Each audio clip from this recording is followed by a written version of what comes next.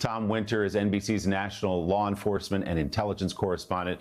Tom, good morning. So what more do we know about the suspect these few hours later?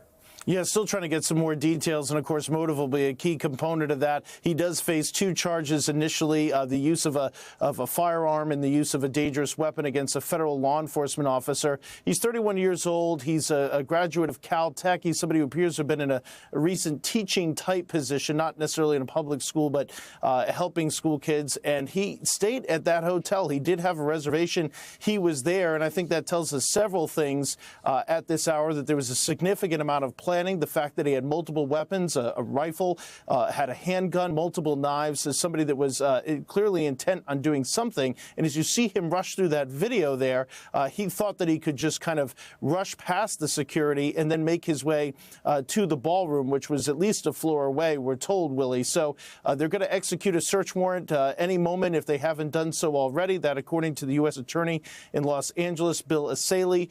So they're going to go through, obviously, any devices he might have. They were going through the hotel room last night within an hour or so of this incident occurring, and they'll continue and try to talk to him as well. So obviously a lot of law enforcement work here going forward.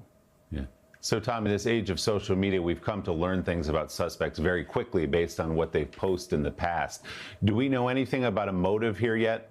Yeah, very limited presence on social media. We have not found anything, at least at this juncture, that indicates anything about statements about this person's political ideology, where they were coming from. There's no indication that he made, that he left behind any sort of note, but that's obviously going to be part of the investigation with search warrants still underway. Of course, that could change as the day progresses.